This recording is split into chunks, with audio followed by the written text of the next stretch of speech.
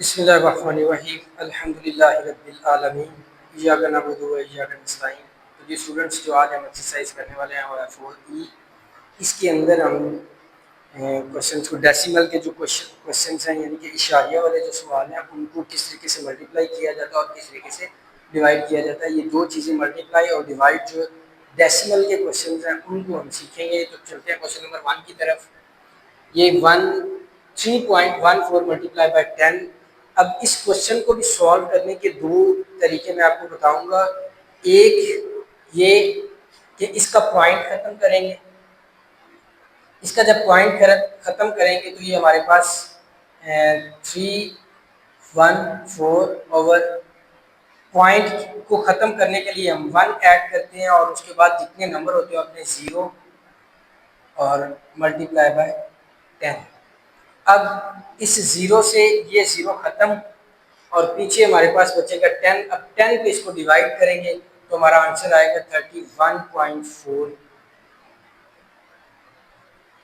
एक वे ये था। दूसरा वे जो है वो जब आप इसको 10, 100, 1000 से मल्टीप्लाई कर रहे होते हैं तो हमने जो पॉइंट होता है वो जिससे मल्टीप्लाई कर रहे होते हैं उसके जितने ज़ीरो होते हैं वो पॉइंट उतने नंबर जो है वो राइट साइड पे शिफ्ट हो जाता है। जैसे कि अब 10 से मल्टीप्लाई कर रहे थे तो 10 के साथ एक 0 है तो ये पॉइंट जो है ये एक नंबर आगे मूव कर जाएगा यानी कि ये 1 के बाद आएगा। तो हमारा आंसर अगर हम इसको सॉल्व करके देखेंगे तो फिर भी 31.4 ही आएगा।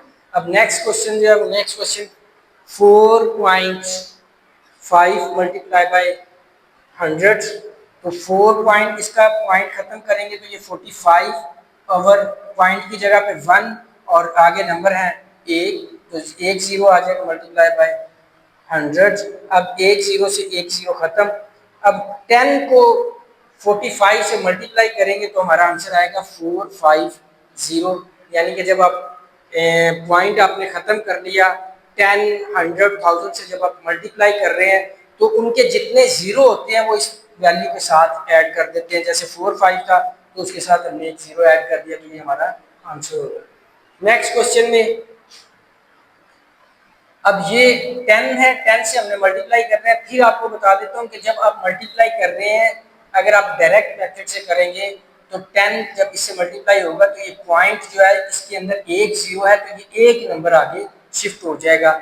अब जैसे इसके अंदर क्वेश्चन नंबर 4 जो है इसके अंदर 3 0 है तो ये पॉइंट इधर से शिफ्ट होगा 3 नंबर आगे की तरफ शिफ्ट हो जाएगा। तो अब हम इसको करते हैं जो पॉइंट खत्म करते हैं 675 ओवर 100 मल्टीप्लाई बाय 100 कैसे आया है पॉइंट की जगह पे नीचे 1 आ गया और जितने आगे नंबर बचे उनके हमने 0 ऐड कर दिया तो ये 10। अब ये 0 से 0 खत्म एक 0 बचा है। अब इसको इस पे डिवाइड करेंगे तो हमारे पास आंसर आएगा 67.5 क्योंकि हमने 10 पे इसको डिवाइड करना है। अब इसका पॉइंट खत्म करेंगे 4972 पॉइंट खत्म किया तो पॉइंट की जगह पे 1 पॉइंट के आगे 3 नंबर है तो 3 0 आगे फिर 1000। अब 3 0 से 3 0 खत्म। अब 1 इसको डिवाइड करेगा तो यही वैल्यू रहेगी तो हमारा आंसर होगा 4972। अब नेक्स्ट क्वेश्चन जो है वो जो पहले थे वो थोड़ा सी आसान थे 10, 100, 1000 से मल्टीप्लाई करने वाले थे। अब वैल्यू चेंज उसमें की है 2, 3, 9, 6 से मल्टीप्लाई करेंगे तो इनको मल्टीप्लाई कैसे करेंगे। इनको मल्टीप्लाई करने के लिए आपके माइंड में पॉइंट वाला जो एक है कंसेप्ट कि आप पॉइंट को आप भूल जाएंगे एक लम्हे के लिए। आप इसको मल्टीप्लाई करें 7 को 2 से मल्टीप्लाई करेंगे तो 14 का 4 इधर ऐड किया और 1 हमने इधर लगा दिया। 9 को 2 से मल्टीप्लाई करेंगे तो 18 और 1 जो हमने कैरी किया तो वो ऐड करेंगे तो 19 हो जाएगा।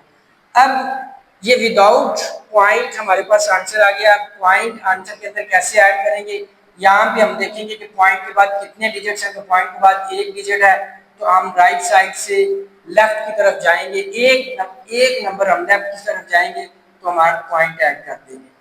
पॉइंट एक ही नंबर क्यों हमने ऐड किया क्योंकि यहाँ पे पॉइंट के बाद एक डिजिट था एक नंबर है तो हम राइट साइड से काउंट करेंगे राइट से लेफ्ट की तरफ जाएंगे एक नंबर वहां पे हम पॉइंट ऐड कर देंगे। नेक्स्ट क्वेश्चन 6 को 3 से मल्टीप्लाई करेंगे तो 18, 18 का 8 इधर आ जाएगा और 1 हम कैरी करेंगे, और इसको 4 को 3 से मल्टीप्लाई करेंगे तो आ जाएगा 12, 12 में हमने एक कैरी किया तो ये जो कैरी किया होता है वो ऐड करेंगे तो 13। यहाँ पे भी पॉइंट के बाद एक ही नंबर है तो हम राइट साइड से काउंटिंग शुरू करेंगे, लेफ्ट की तरफ जाएंगे एक नंबर, तो वो यहाँ पे पॉइंट आता है, तो 13.8 हमारा आंसर होगा। नेक्स्ट क्वेश्चन में 9 को 9 से मल्टीप्लाई करेंगे तो 81, यहाँ पे 1 ऐड करेंगे और 8 हम कैरी करेंगे, 9 को 4 से मल्टीप्लाई करेंगे तो 36, और 36 के अंदर हम 8 को ऐड करेंगे तो हमारे पास 44 आ जाएगा। फिर यहाँ पे पॉइंट के बाद एक ही नंबर है तो हम राइट साइड से लेफ्ट की तरफ जाएंगे तो एक नंबर के बाद हम पॉइंट ऐड कर देंगे। नेक्स्ट क्वेश्चन के अंदर 6 को 7 से मल्टीप्लाई करेंगे तो हमारे पास 42 आएगा, 42 का 2 इधर ऐड करेंगे और 4 हम कैरी करेंगे, 6 को 2 से मल्टीप्लाई करेंगे 12, 12 के अंदर जो हमने कैरी किया वो ऐड करेंगे तो हमारे पास 16 आ जाएगा।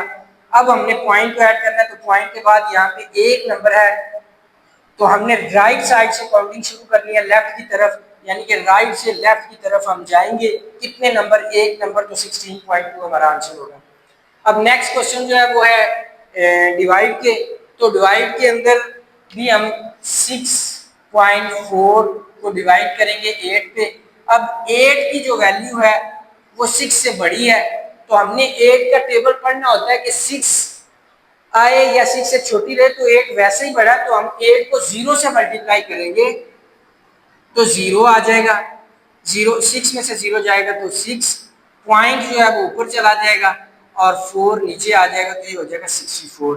अब हमने 8 का टेबल पढ़ना है कि 64 आ जाए तो 8 का टेबल हम 8 तक पढ़ेंगे तो 64, तो ये खत्म हो गया तो हमारा आंसर जो होगा वो 0.8 हमारा आंसर होगा। नेक्स्ट क्वेश्चन फिर 7.2 डिवाइड बाई 9।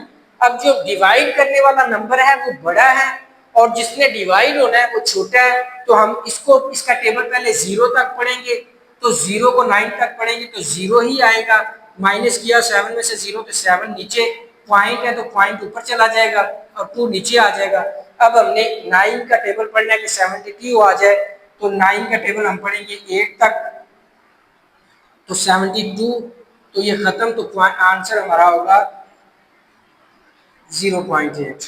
नेक्स्ट क्वेश्चन फिर वही बात कि 4.9 जो डिवाइड हो रहा है वो नंबर छोटा है और जो डिवाइड कर रहा है वो बड़ा है, तो हम 0 से मल्टीप्लाई करेंगे, 7 का टेबल 0 तक पढ़ेंगे तो 0 ही आएगा, इसको जब माइनस किया तो 4 वैसे नीचे आ जाएगा, ये पॉइंट है तो पॉइंट इधर ऊपर चला जाएगा और 9 नीचे आ जाएगा।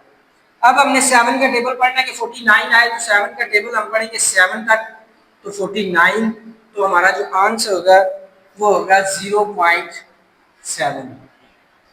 नेक्स्ट क्वेश्चन में 9.3 और 3 पे डिवाइड कर रहे हैं। अब ये 3 पे डिवाइड कर रहे हैं और 9 डिवाइड होने वाला है, तो 3 वैल्यू जो है वो छोटी है और 9 बड़ा है, तो 3 का टेबल हम पढ़ेंगे कि 9 आ जाए, तो 3 का टेबल हमने 3 तक पढ़ा तो 9 आ गया, ये 0.3। अब यहाँ पे हमने पॉइंट ऐड कर दिया तो 3 का टेबल हमने पढ़ना है कि 3 आ जाए, 3 नीचे हमने चला गया था, अब 3 का टेबल हमने पढ़ना है कि 3 आ जाए, तो 3 का टेबल हम 1 तक पढ़ेंगे तो 3 आ जाएगा, तो ये खत्म, तो हमारा जो आंसर होगा वो 3.1 होगा।